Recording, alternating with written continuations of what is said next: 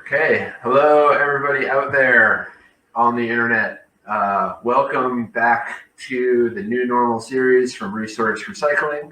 I'm Dan Leaf, Managing Editor here at Resource Recycling, and this is the concluding session in the New Normal, the sixth of our 6 sessions. We're going to be talking about measurement in the era of the coronavirus, and really excited about that. Have over 1,000 people registered for this session. So yeah, remarkable interest out there, and we're excited to have the dialogue here. Before we get into the details, kind of want to give some background on the new normal and those supporting us. So again, a big shout out to our series collaborator, the Recycling Partnership, national nonprofit group.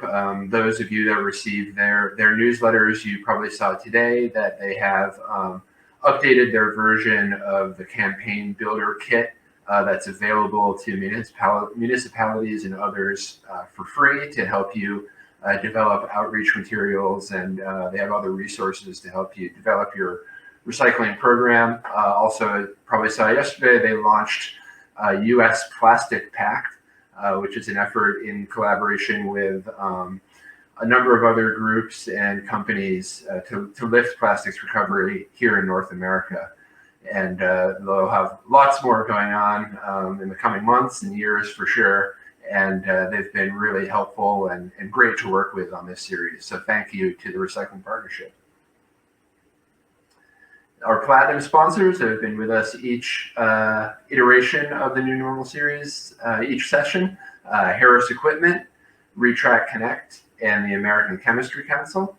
All 3 really important entities within the recycling industry, and we're really happy for and grateful for their support of this series. So thank you to Harris, Re-TRAC, and ACC. There's a few guidelines there on how to best interact during the session today using the chat and Q&A functions. Just a heads up that if you do want to ask a question, please use the Q&A panel over in that portion of the screen. Those will be visible to other participants, and then through the back end here, we'll be sorting out the questions, and then Trisha Teed from the Recycling Partnership, you'll be hearing her voice come on and ask the questions to presenters once we get to the Q&A portion of the session today. You can go back and see video of the 5 previous sessions, and then later on this week, the 6th will be added. That's all available on our website, rrconference.com, and then if you look under the session lineup tab, you'll be able to go down through and check out video of all of the sessions we've had so far. If you've burned through your Netflix queue here in quarantine, a great next step for keeping yourself entertained, or at least educated. So check that out. And then we're really happy to announce that Resource Recycling Conference 2021, we got dates finalized August 4th through 6th, 2021. We're going to be in Austin, Texas, where we had hoped to have the conference this year, back at the same hotel that we had been contracted with, the Marriott Austin. Really excited about that, and we're excited to be doing it in collaboration with the Recycling Partnership. So we'll have lots of great content from them, and working together with their experts to create programming and networking opportunities and a whole lot more geared toward municipal recycling leaders. So hope to see you August 4th through 6th, 2021. Who knows what will happen? We'll obviously be keeping the safety and pandemic in mind and making decisions accordingly. But as of now, officially August 4th through 6th, 2021 for the Resource Recycling Conference next year. And with that, let's get into the session. This is the digital iteration of Measurement Matters, which is a series of talks and dialogues that's been going on for a number of years now, looking specifically at the best way to bring metrics, data analysis, and more into municipal recycling. Lots of great thinking and innovation in this space has been happening, and we're going to continue that conversation here today.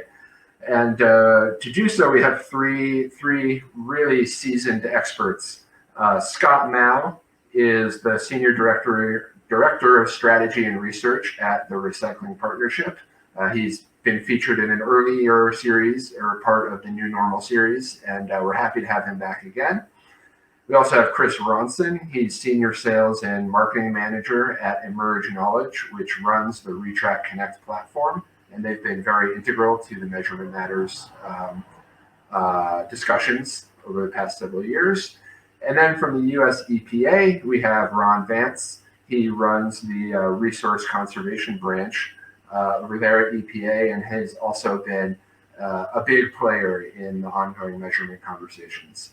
So with that, I'm going to turn things over to Scott Mouw of the Recycling Partnership, and we're going to dive into measurement. So thanks again for being with us, and take it away, Scott.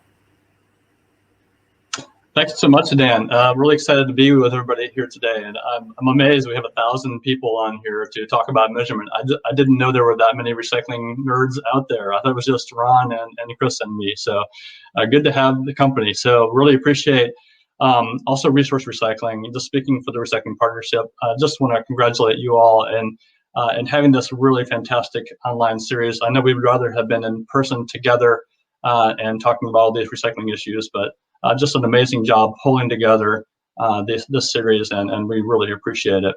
We have a lot to cover today, so I'm just going to dive in at some slides here, and away we go.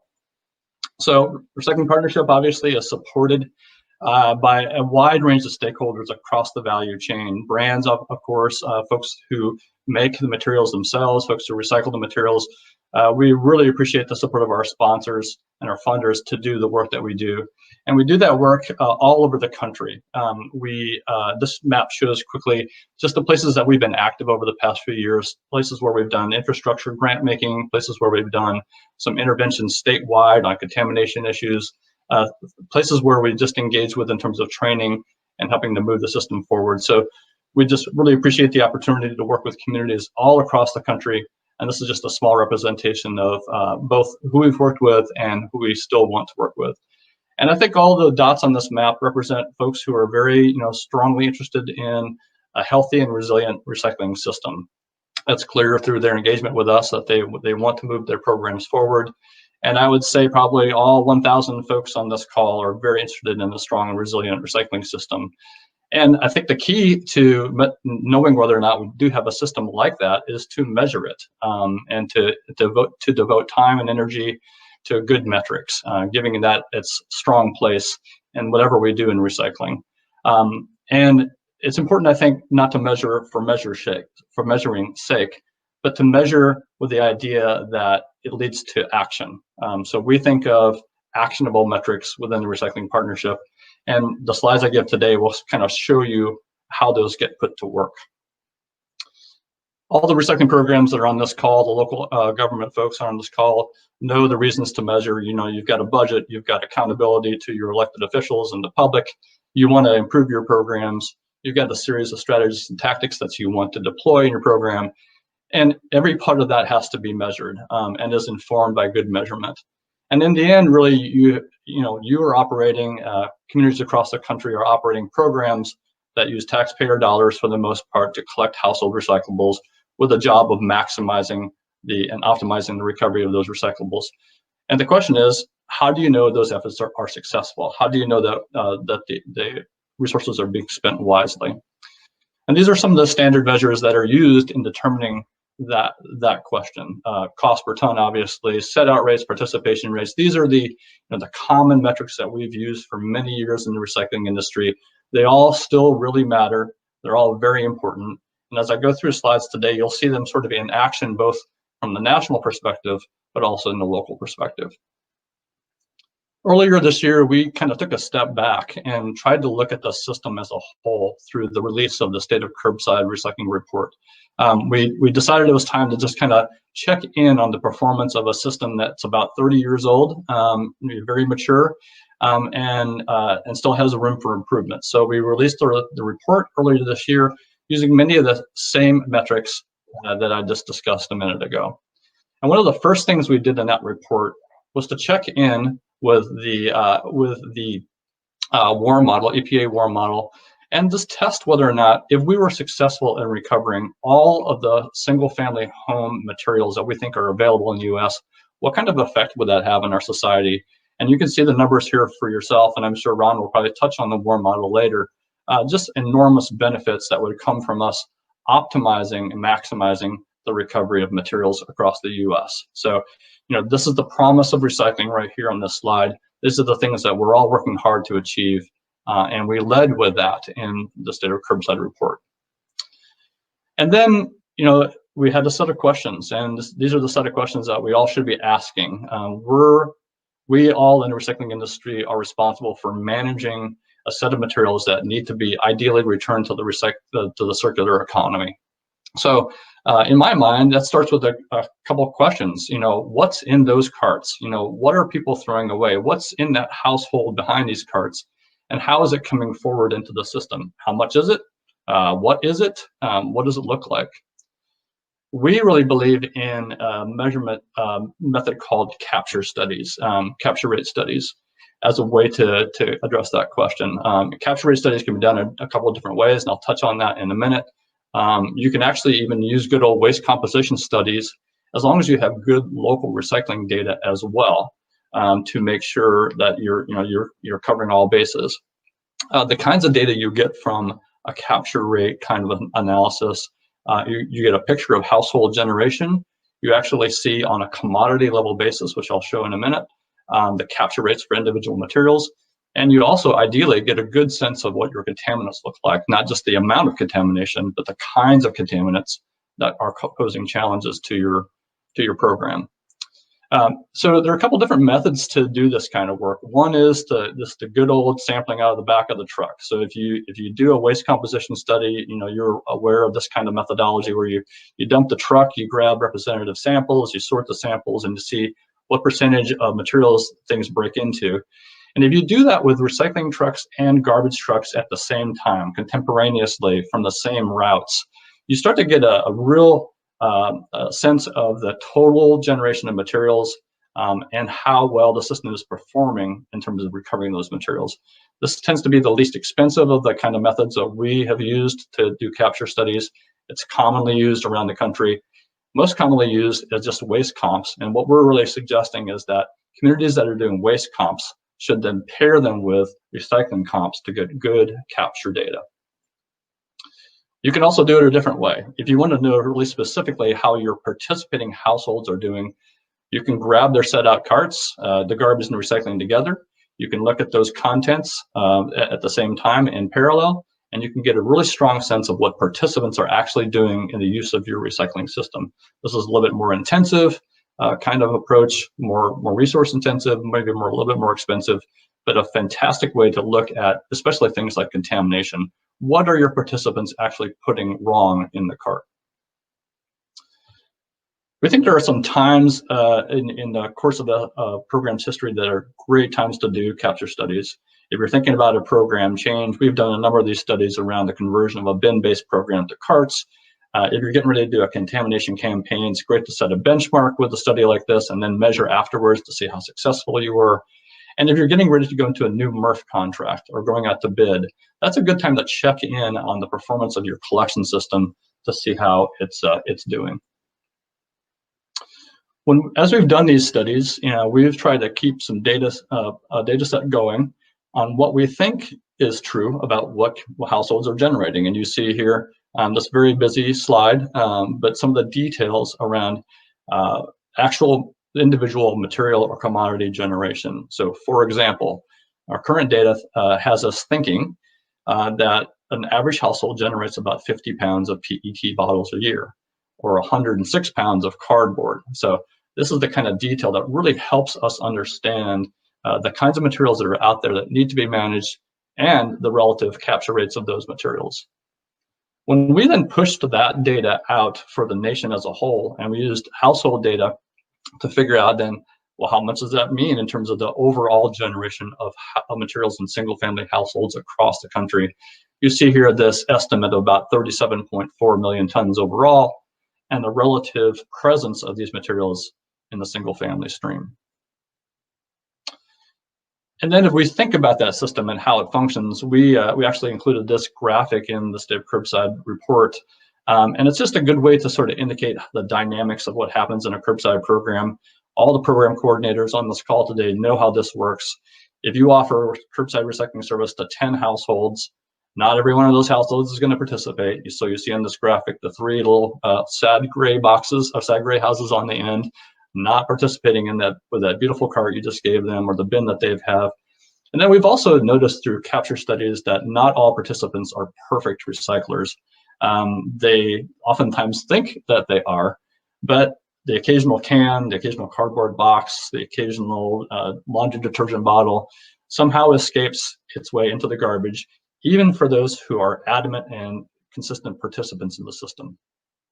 So we call that the capture rate, or capture rate behavior is how we call it. As we then pushed again out to the system as a whole, and you see here the statistics for yourselves, thinking about how many households in the U.S. have access to recycling, how many households are participating. This is from data from a survey we did last year. Communities telling us that their average participation rate is 72%. You get then the amount of households in the U.S. that are regularly participating in curbside recycling, just over half. And again, applying that concept of capture behavior as we look at these capture studies, and we see that, again, people are not perfect recyclers. They still throw some of their beautiful material in the garbage. It's a mystery that we all have to work on to optimize the system. Across all materials, it's about a 61.5% rate. So that means almost as many as 2 out of every 5 pounds of recyclables are still thrown away by participating households. Could be any number of reasons for that. It's something we all need to work on. If we applied that capture rate then to the tons that we think are available coming from those participating households, and then think about that, how that folds through the system as a whole, our estimate is that curbside recycling is recovering about 12 million tons of material every year in the country, or last year in the country. That means that we are successfully recovering about 32%, or successfully capturing, I want to say, 32% of available single-family materials in the U.S. So that's, again, room for improvement, and we all know the reasons for that, and we have the things ahead of us to work on: participation, obviously capture behavior, and still, of course, work on access. When it then comes back to the local program, or just in general how we think about how programs perform, we really believe strongly in this universally applicable measure called pounds per household served. Every town, every city in the country, every county that runs a program should have a sense of how many households are eligible to be served by that program or are actually served by that program. You should ideally know the total tons you're collecting, and you know that granularly to the residential material you're collecting. And then you can do this simple math. And pounds per household served is then a very important metric to push against what you think is out there to manage and how successful you are. And as we did the work for the State of Curbside report, we checked in and looked at data across a whole range of programs to see how that pounds per household metric was playing out. And it would be no surprise to anybody on this call that you look on the second row here, programs that automatically provide a cart or a bin to their citizens, programs that don't make their citizens opt in any way, either through a fee or even not a fee, perform better on a pounds per household basis. And those that make folks do an opt-in don't perform quite as well. And if we look then at the collection format that programs are using around the country, and this is why the Recycling Partnership has been working very hard on the idea that we still need to do a lot more carting of programs around the country. Carts clearly outperform bins and bags in terms of pounds per household metrics. Now, folks will always say, well, sure, you might have 100 more pounds coming into that cart than you had with bin, but that also means there's more contamination. I think the first answer to that is not necessarily. We've carted a lot of programs around the country that have not seen an increase in the recycling in the contamination rate. And we also know from doing the studies that you still get on the majority of materials in that 100 pounds is good commodities. So really, really important data to keep in mind. Another common metric that we strongly encourage folks to use, two of them really, are the set out rate. How many households in any given sort of collection cycle are putting out their carts, and how many do that consistently. And with those two metrics, you can then calculate a participation rate. We have this question here: what is the total participation rate? If folks want to throw in their guess in the chat, then we'd love to see your calculation of these two collection cycles, these households, and what it means for a participation rate. Contamination. We all need to know more about contamination. When we asked communities in our survey last year how many of them knew their inbound contamination rate, only about a third knew that rate. Extremely important for us all to have a handle on that so we can do something about it. Again, actionable metrics. For those that did have an inbound contamination rate, we asked them what their average was. You see some of the metrics here across programs. And our sense is, as a national average, inbound contamination is about 17% of what's coming into MRFs around the country. Clearly, that's different from all angles. There are curbside programs that are unfortunately have a lot more inbound contamination than that, and there are some that have very low contamination rates, under 8% inbound. The way you obviously accomplish this metric is to look at the material. I talked about capture studies earlier. You can do that as well, but the tried and true method is, again, to put action into motion here with metrics, you want to do inbound audits at the MRF. That helps everybody involved with the process, helps identify the contaminants that are of a special note, and is a good way to then turn data into action through cart tagging. So as you understand what your contamination looks like, as you very specifically get a sense of what the leading contaminants are through things like inbound audits, through capture studies, you have the ability to do very targeted education on the street, feet on the street, as we call it with the Recycling Partnership, giving citizens their direct feedback on what they can do better. And we have found again and again across the country that this is an extremely effective way to reduce contamination. Does it solve contamination? No, but it takes a big chunk of contamination out. Why? Because folks are engaged for the first time. They're asked to do something about their contamination behavior, and they respond. You see on the slide here some results from some cities we worked with in Ohio. The metrics really speak for themselves. When you touch base and give folks direct feedback on their contamination, and then you measure that action, which is the key, then you see these reductions here. And you also see reductions in the inbound material to the MRF that's causing the MRF headaches and reducing the blended value of materials that MRF is handling on your behalf. And as we look at this metric on this table here from a project we did in Akron, Ohio, and we look at the mix of materials going into the MRF there and what the effect was of the cart tagging efforts, we see an actual improvement in the blended value of materials. That benefits absolutely everybody in the system, and that's why it's important to do the work. We think it's also very important to have a relationship with your MRF where you're able to see the blended value of materials. We know that we've seen struggles with material values over the past few years. That's led to the phenomenon of processing charges in most MRF contracts. Those contract charges are probably here to stay, but it's also important for us to keep an eye on the ball when it comes to material values. So this is yet another piece of data that we encourage people to look at to get the percentages of materials from their MRFs, to use their relationship with the MRF, then to get these kinds of metrics. And then lastly, in the form of metrics, obviously, this pounds per household needs to also be matched with the cost per household.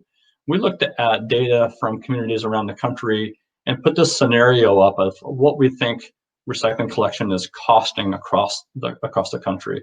Many cities charge some very specific recycling fees to their citizens, or at least can do the math in terms of what that fee is or what that cost per household is.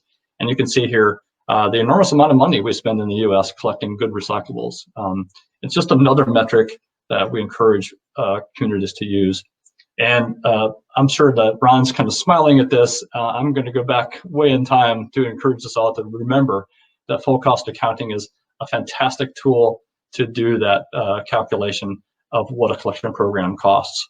It's some work to do full cost accounting. You see there's still a really handy tool here from the EPA that allows you to work through full cost accounting.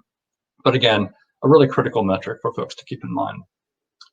And I'm not going to talk too much about this because Chris is going to talk about it, but we, as the Recycling Partnership, strongly support and work with the Municipal Measurement Program. It's a fantastic tool for communities to use to track their program performance year in, year out. And I'm excited to hear Chris talk about it here in a minute. And then finally, just a quick plug. A few of these webinar series ago, we talked about our MRF contracting BMP document. I still encourage folks to look at that document. Inside that document, per the theme of today's conversation, are strong conversations about metrics, strong conversations about communication between communities and MRFs to make sure they're on the same page when it comes to measuring and watching the performance of their programs. And with that, I'll leave you with my contact information, and I'll pass it on to Chris. Thank you all so much.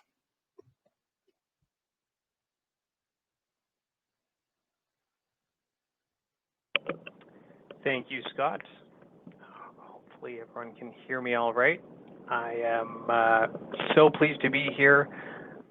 As Scott mentioned, I didn't realize there was going to be 1,000 people in this room. We've been hosting this workshop at Resource Recycling for years and years and years, and each year there's more people in the seats, and I can just imagine Jerry running around trying to grab 700 extra chairs right now, so I'm sure he's very happy he doesn't have to do that. I'm going to jump right in and really appreciate you folks taking the time out of your day. So how do we measure now? Why measurement will be a key part of the new normal? So when we were asked to speak as part of this closing session, really we're thinking about data, and from the outset of the pandemic, reliable data emerged as one of the most sought after resources in the fight against the coronavirus, provided medical professionals with the information they needed to develop infection rate models, predict caseloads, and so much more. And one of the earliest data challenges we faced was the uncertainty about data reliability. Were we using the right metrics? Are we measuring the same way? So what does this have to do with materials management? Well, the growing interest in this workshop year over year, normally held at Resource Recycling, has shown that government agencies also rely on data to guide materials management strategies, but face many of the same challenges described. States, counties, municipal agencies, many of you in this webinar today need reliable technology to centralize data, coordinate efforts, and share effective waste reduction strategies. You need standardized comparable data and consistent terminology with unvarying definitions.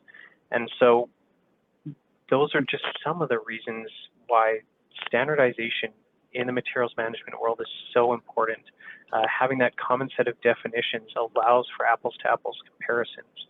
It informs policymaking, goal development, and ultimately no one's reinventing the wheel. No one's having to start from square one. And so what that means is ultimately you can start looking at this data over time, and I'm excited to share some of the results from the Municipal Measurement Program, our first step in the shift towards the standardization at the municipal level today.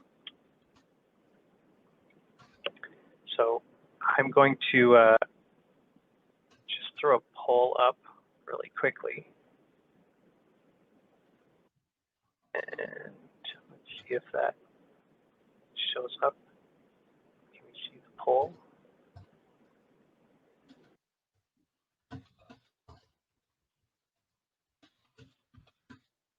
There we go. So there should be a poll up on the screen.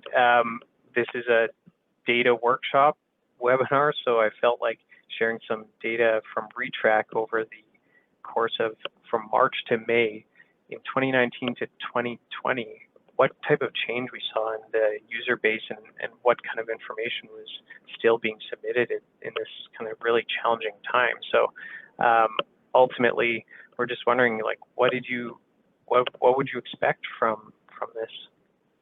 And so when we looked at the data, what we found is that there was a 27% decrease in the amount of forms and data that was being submitted from 2019 to 2020 in that same period.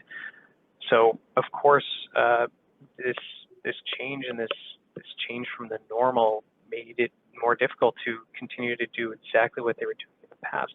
But what we did find is that our Re-TRAC Connect clients and those that have access to the data reports really were still accessing the data in almost the same amount, generating 159 reports a day in the system across the whole. So what this really kind of gave us optimism is that data is still really important, even as things change, and we really see that that is going to be part of this normal. So I'm going to jump right into giving a brief overview of what the MMP or Municipal Measurement Program is for those of you that don't know. I'm going to talk a bit about data verification and the importance of data quality, and then share some highlights from this past full year of the MMP and even year to date of what's been going on in the Municipal Measurement Program. So the Municipal Measurement Program, delivered by the Recycling Partnership and Re-TRAC Connect, we designed this to be a free program assessment and planning tool for municipal agencies to help them better understand their programs and centralize the data that they have in the system. The program was designed to create this centralized database of municipal program information that government agencies can use to improve recycling in the United States.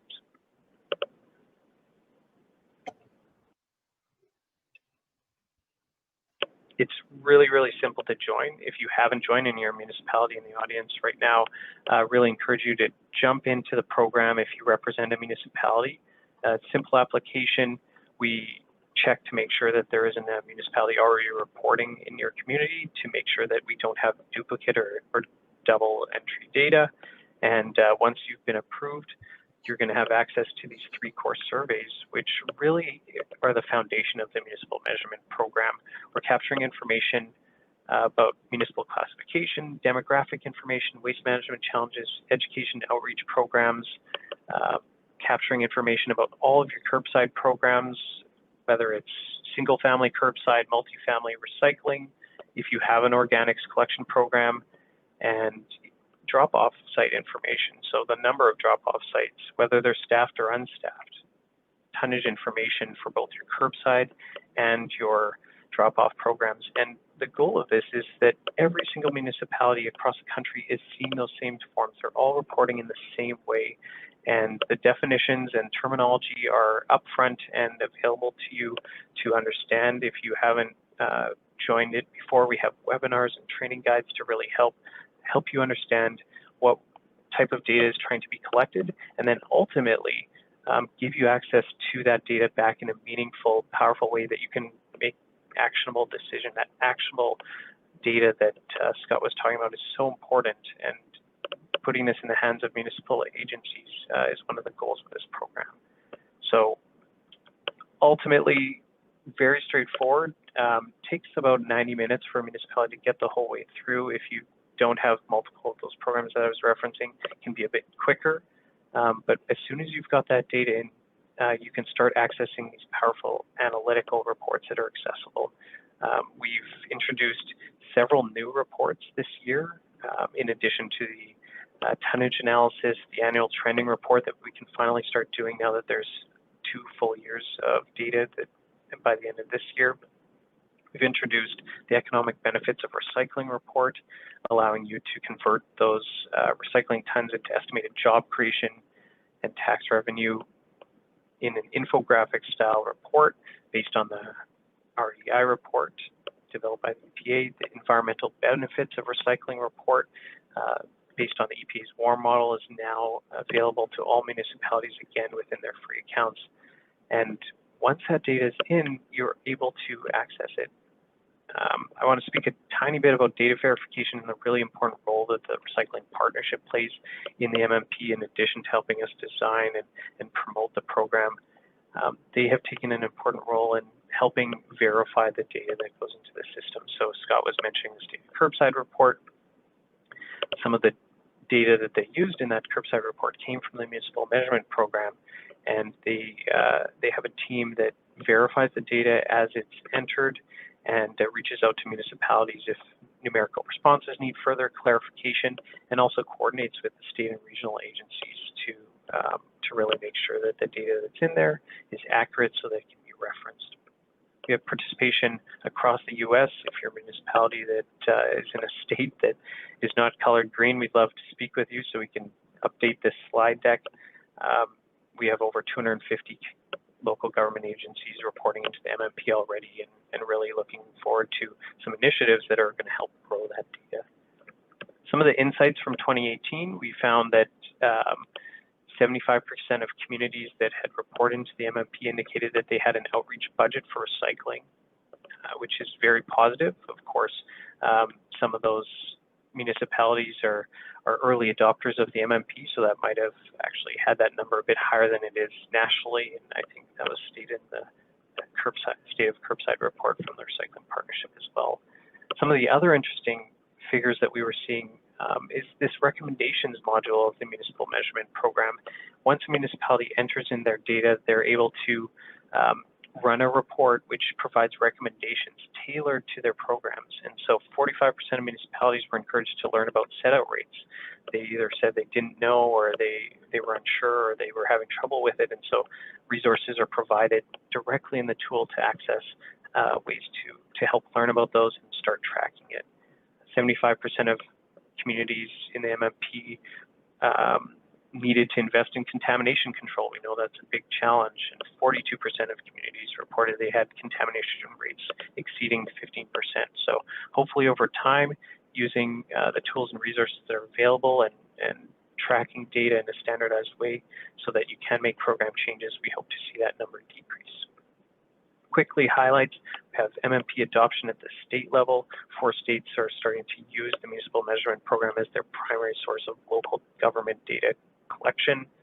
We've been working with our existing clients over the years to help transition them to the standardization movement that we're really excited about, and really digging into, okay, well, what does that look like? So you can start benchmarking data, not just within your own jurisdiction, but across the country. Michigan's Make a Data project, really a huge undertaking in the state to get a handle on everything in materials management world, and the MMP is a component of that program. And then most recently, we introduced a benchmarking report for municipalities. Now that we have a full set of data from a year, you are able to access that data, compare yourself to programs that are either within your county or your state, or even across the country that have similar characteristics, so you can begin understanding what the differences are in programs, even when there's some similar characteristics. I'm working with lots of community or industries initiatives to help spread the word about the Municipal Measurement Program, make sure that we're working together because we are all working together to help standardization, and that's the only way this works. So we're working with SPANA and Michigan Eagle to help get grants out in conjunction with the Municipal Measurement Program, and CERTIC as well. I'm going to let Ron talk about the State Measurement Program, but we're making sure that the Municipal Measurement Program dovetails nicely into the State Measurement Program to get that multi-layered data collection, and then keeping all the metrics there. So I'm going to use my last minute or two just to give you folks an update about a new way for counties and states to gain access to this data that's in the Municipal Measurement Program. It's called the Government Data Management Program. It'll give you access to this data that I was just speaking about. You're able to measure performance and engage with the municipalities in your region. Very straightforward. You already know that the municipalities can join for free and put the data in. Many of your communities probably have data in there already. So if you're interested in gaining access to this data, being able to monitor, manage, and essentially motivate, there's the 3 M's, please reach out to us. You're going to have access to a full suite of analytical reports and recommendations and guides and training videos. So really appreciate the time. I'm going to hand it over to Ron and look forward to questions.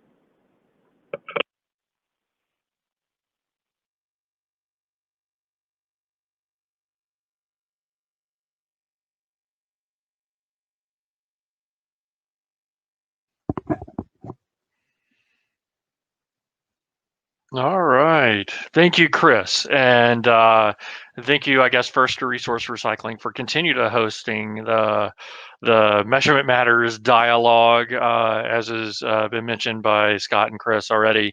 You know, this grew from a very small, intimate group of folks interested in talking about measures and talking with data. So to see the number of people involved today is fantastic. And I think you'll hear a lot of the similar themes throughout the three presentations that we have in terms of growing our interest in growing the number of people who are kind of having the same dialogue so that we can get more consistent data, grow the amount of data that's available, and be able to learn more about what's going on.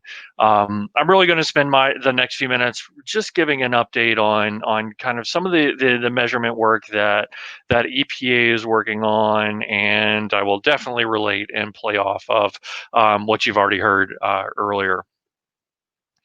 So I guess just building out, since Chris just talked about the municipal measurement program and gave me a great lead in with the state measurement piece, to talk about that a little bit, the state measurement program really began out of the basis of the fact that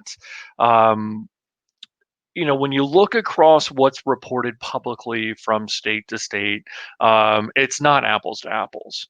And as we were working with states and whatnot, we quickly identified that is a challenge and a barrier to being able to learn and discern best practices, share information, and what have you. So we really kind of initiated the process to create a platform that would allow kind of better alignment of that data. Very similar to the approach that Chris just kind of talked about for your municipalities, but for the state level. So we began kind of creating a web platform to be able to allow states to share information, both qualitative and quantitative program information, and then leveraging that platform for information sharing purposes. So that really began to give kudos to the 8 Southeast states, and really that's where this dialogue began. And for the first 5 or so years, those 8 states really worked together to create that common template. Beginning in 2012, we started to take that template that was developed in the Southeast and expand that to all states in the U.S. And you can see here from the graphic just the growth rate that we've been able to achieve. We've kind of been holding steady around that 40 mark without actually hitting the 40 mark, but I think it's, you know, you start to see the wealth of data in terms of getting the majority of states plugged in, that gives us a potential of leveraging this information and improving data as we move forward. So just to take a quick snapshot at some of the data, I know that some of the data has been shared earlier, and hopefully folks can discern what's happening here, but this is just looking at per capita figures at a national level based on the state information. And that top line that you see there is really on what's happening on a per capita disposal amount. The middle line is recycling and the lower line is composting.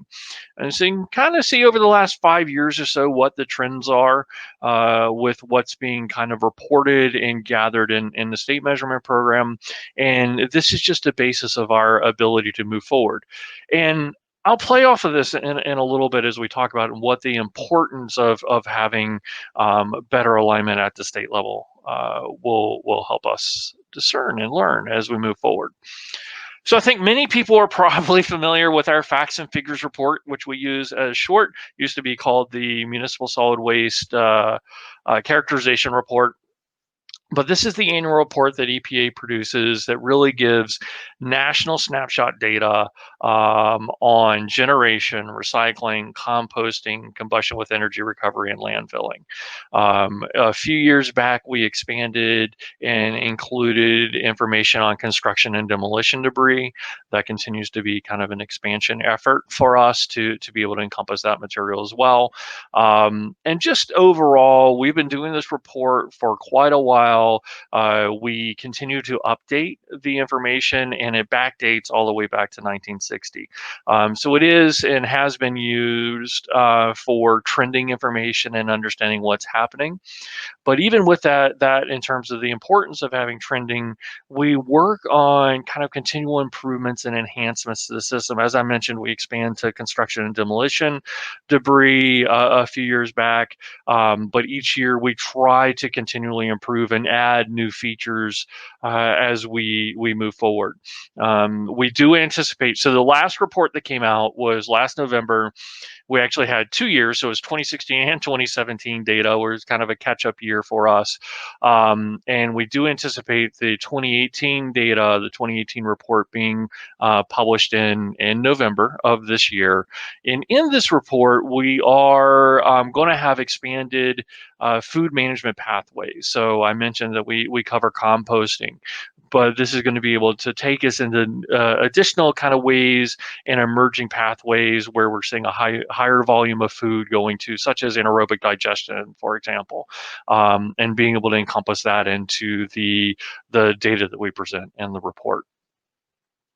So just taking a snapshot again at looking at some of the data that's in, this is again kind of data back to 1960 to today, and looking at the material managed through the pathways that are currently tracked in the system. So you can definitely see the growth rate. Recycling there is that top shaded area, as well as the composting. You can definitely see the growth rate over the years, and in the more recent 10, 15 years or so. You see combustion and that increased rate, and landfilling as well. Just an example of some of the data that's available in the report. So another one that was mentioned a little bit earlier in terms of economics and the economic impact of recycling. So in 2016, we did an update to the original 2001 report that really took a look at recycling and its presence in our economy. And through that, we use really the Bureau of Economic Analysis and their core sets of economic data to identify what portions of the economy are supported by recycling. In the 2016 report, we also applied and overlaid kind of a life cycle approach to that, and using the waste input output model for that piece. And we do anticipate BEA released a newer set of data recently, so we do anticipate in November of this year as well being able to do an updated report with updated figures. But to give you an idea what was in that 2016 report, overall 757,000 jobs in the US tied to recycling, either directly or indirectly, representing 36.6 billion in wages and 6.7 billion in tax revenues. You can kind of see the breakout of those figures in the graph here by material area. And you can see the C&D materials by far having kind of the largest contribution in economic impact, but also kind of followed by metals shortly thereafter, and the other ones that are presented there. So recently, there's been a big focus on recycling, and EPA since has been facilitating dialogue of what we're calling the America Recycles Network, and gathering stakeholders to deal with some of the current challenges that we're facing in the system. In September, we plan to release the updated kind of approach and strategy, if you will, for the America Recycles effort, and talking about kind of some core objectives that we're trying to achieve to strengthen the U.S. system. So on the left-hand side here, you see those objectives. The center part, strengthen U.S. recycling, is our overall goal that we're trying to do. And through the network, we've identified really 3 key ways of strengthening the system. Reducing contamination, increasing materials processing efficiencies, and improving markets. So as we're looking at that, we're also developing measures associated with the strategy so we can determine baselines, kind of where we are now. And as we implement interventions into the systems or actions to strengthen the system, we want to be able to have meters, basically metrics, to figure out whether those interventions are being successful or not at moving the needle. And so this is where you see we're looking to have an overall national goal to kind of quantify the strengthening of the system, but as well as a key performance metric for each one of those 3 objectives to see what's happening. Last year, the EPA administrator announced that EPA would be setting national recycling goals in the year. So we are in the current year in 2020, and we're moving towards that process. Next month, we will be releasing some potential measures for public comment and looking for feedback in that area. I'm going to give you a kind of a sneak peek of that, but organized into some of the possible metrics that are being considered in each one of these 4 areas. So starting off with the overall recycling system, you see a couple pieces here. We are very familiar, I think, with recycling rate and that application, but also kind of, as Scott alluded to earlier, looking at access rate, participation rate, and capture rate, as well as looking at some of the economic impacts, such as the jobs created through recycling. Shifting into some of the contamination measures. Some of these are depending on where you're measuring contamination. So similar to what Scott had talked about, the recycling partnership doing at the curbside and in collection and looking at the contamination there. He also talked about the inbound contamination at the point of entry to the MRF. And then from a market standpoint, we all know that contamination in post-sorted material is of interest. So looking at bale contamination is an interesting aspect there as well. And then another part in terms of looking at contamination is residual rates coming out of the system and tracking there. Looking at some of the areas under processing efficiencies, utilization rate, or more specifically, capacity utilization rate, and looking at how much of the existing capacity are we currently using? How much additional throughput could we do versus how much do we need to expand that capacity? Looking at processing costs, we know that's a sensitive element of the system and a constraint of what we're dealing with. So that's a key measure to consider. And then looking at processing yield, which is basically looking at the amount of recyclable materials entering a MRF and the amount of recyclables exiting in bales for manufacturing, and doing kind of that net balance, or looking at that proportion and what percentage of the inbound are you getting as outbound marketable product in there. And then the last area is looking at improving markets, looking at bale quality, looking at domestic utilization of material versus the amount of exports going on, looking at recycled content and finished product, and then looking at commodity value or blended value, which was referenced before as well. So a couple things just in terms of next steps. So as I mentioned, in September, we'll be moving towards putting these measures out for public comment. The measures that I walk through are some of the example measures. We're doing kind of the final touches on the list of measures that will be included in the comments. And along with them, there will be descriptions with each of them to kind of describe. And the comments we're seeking are, are the descriptions with the measures listed clear, understandable? Are modifications needed? Are there measures missing that should be considered? And helping provide recommendations if we were to select one measure for each one of those 4 categories, what are recommended approaches in doing that, or recommended measures for those selections. So following the public comment period, we'll be going through an evaluation of the measures and the feedback received, and doing a selection process, and plan to announce the national recycling goals or the selected measures in November at the America Recycles Summit. And then from there, we'll really be working between November and April of 21 on developing standards for measurement. As we've talked about, standardization is very important, and we want to be clear and transparent on how we're going to calculate these different metrics, and then establishing baselines and targets for the goals. And then from there, from April to November of 21, we'll be working on overlaying that with the actions identified and being implemented by the America Recycles Network to figure out how well do those actions help further our ability to reach the goals and targets that we establish. So that is a quick snapshot of what we did with the limited time that we have. There's definitely a lot more information that's available either on the Sustainable Materials Management website. I will say on that website, in kind of the center section of the page, there's a section specifically on measurement, and that's where you'll find tools that have been referenced, such as WARM, the Facts and Figures report, the REI report, and so on, as well as the America Recycles website, which will be the place where we post the information for public comment for the goals, as well as the strategy as it comes out in draft form in September for comment, and then everything else going on, including like the summit and what have you.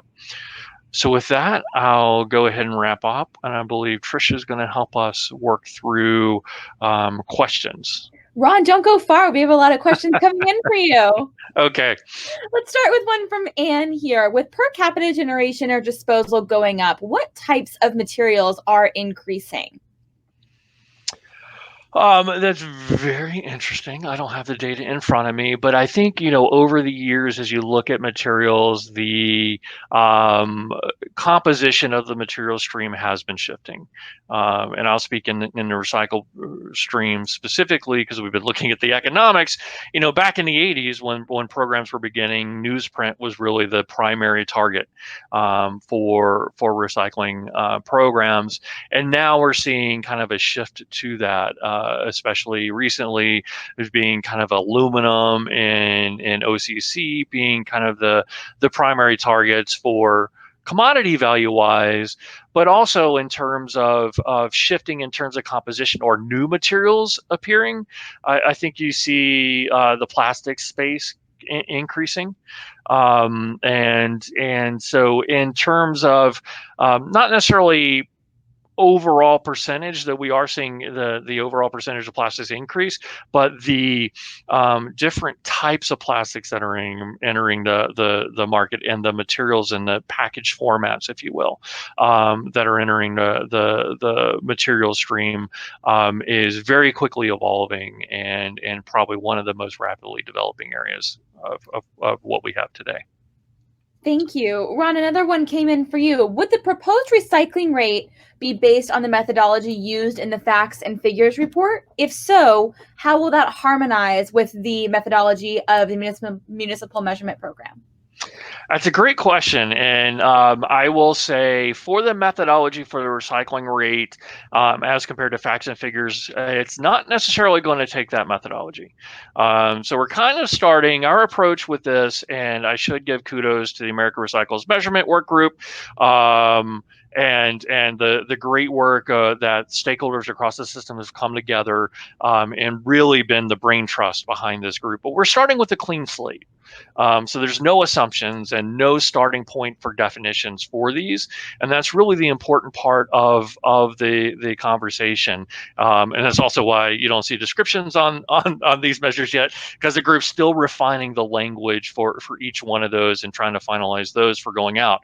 But in terms of the methodology, that's what we're going to be developing over the next few months, and really working on, again, kind of not with the assumption of starting with facts and figures, but being able to start with common understanding, recommendations that come through the public comment, and available data.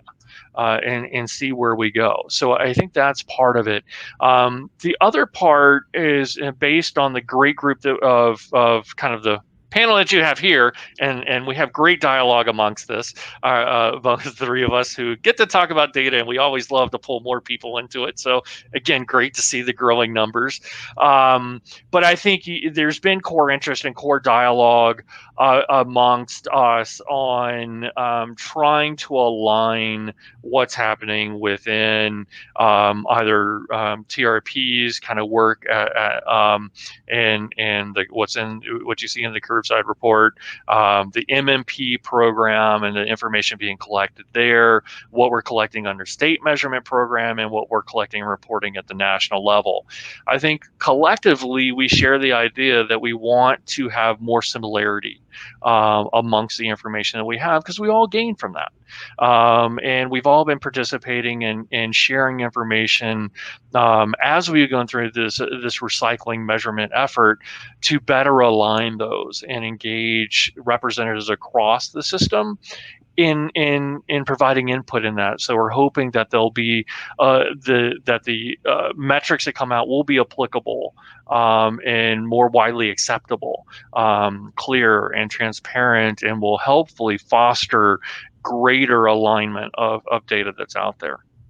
Thank you. Chris, I'm coming to you, and then we've got some great questions here about the accountability of our measurement. The first being, with the MMP, how is the challenge of inconsistent definitions in recycling and in various ways that the recycling stream composition is broken out? How does that get handled in the benchmarking component of the program?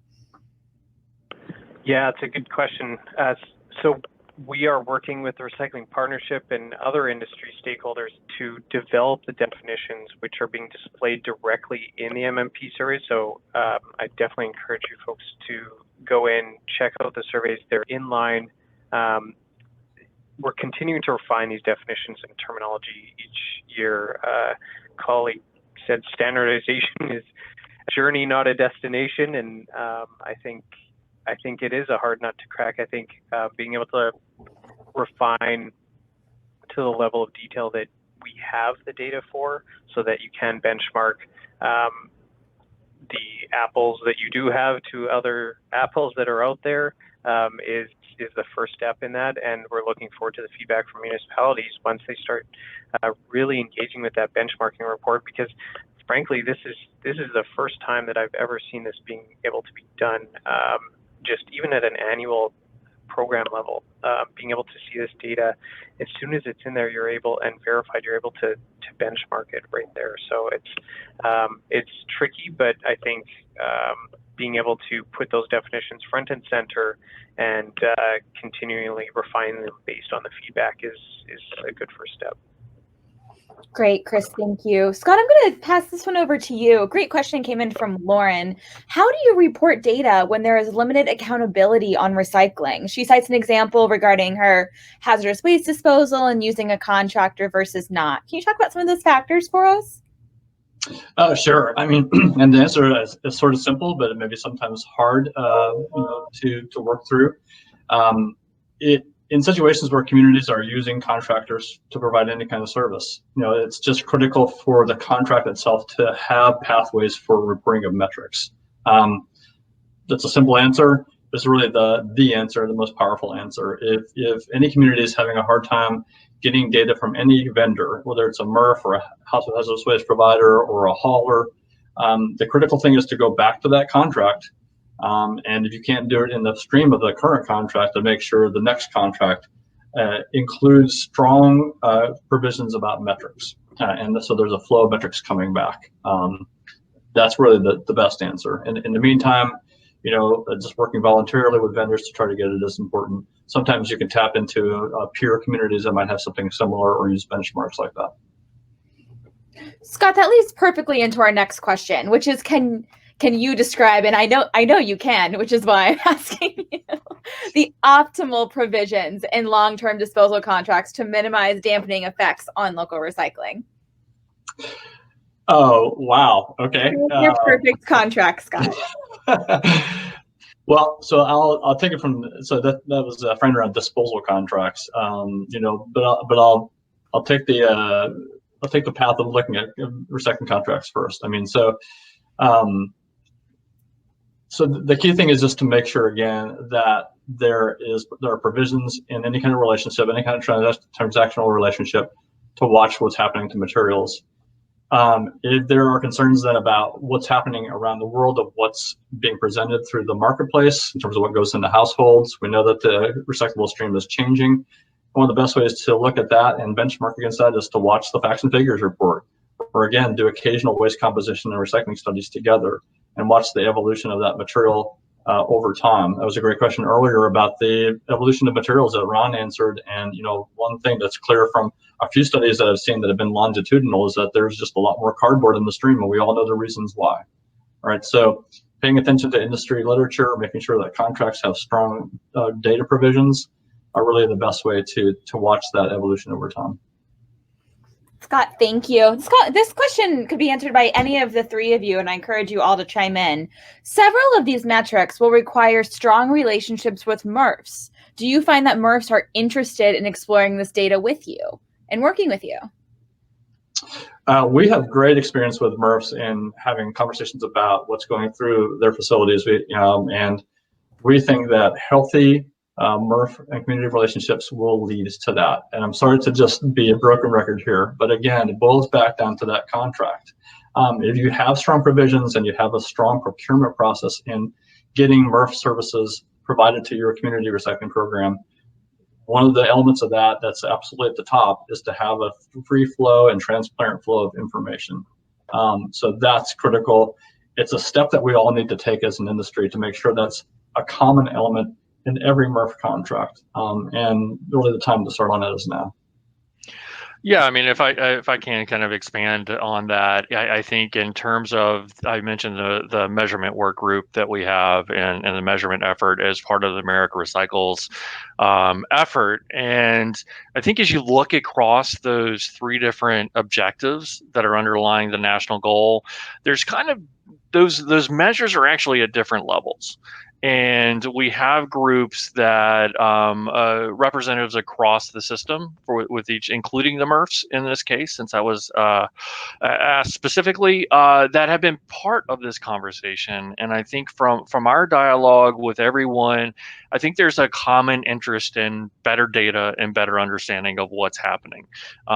Dealing with these challenges, it's very clear that it takes coordinated efforts and actions to solve and get past some of these issues that we're dealing with, and that all starts with information and sharing, so we can really start in a common place.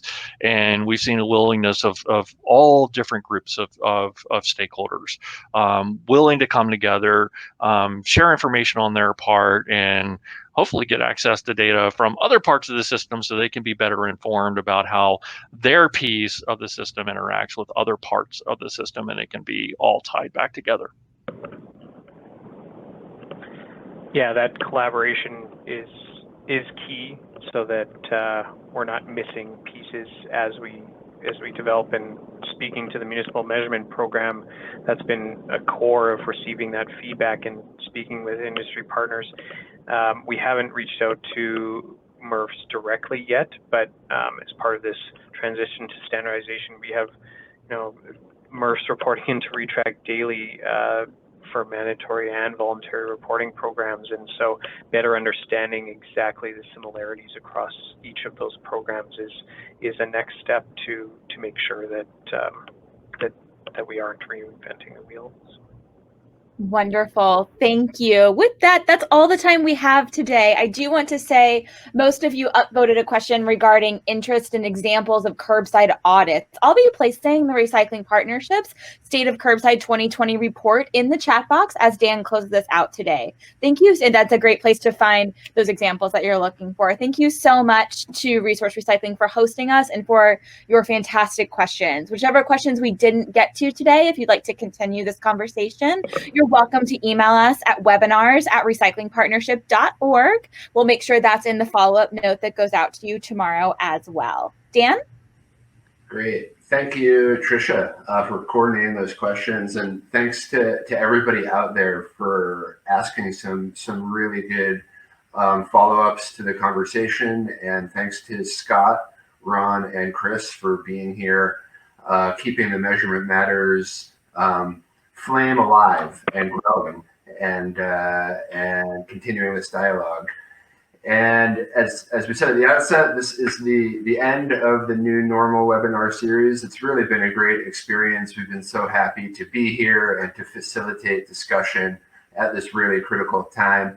Again, head to rrconference.com and go under the session lineup tab to review all of the webinars that we've done so far and see the video for each. The video today will be added later on this week, so they will all be there for you to reference. And again, keep an eye on your calendar. In fact, mark your calendar. Do more than just keep an eye on it. For Resource Recycling Conference 2021 in collaboration with the Recycling Partnership, August 4th through 6th in Austin, Texas. And with that, it's the end of our series. Please stay safe and continue to make your programs as strong as possible and report that data. And we'll be here for you to keep these conversations going and keeping the industry strong. So thanks so much, and have a great afternoon. Thanks all.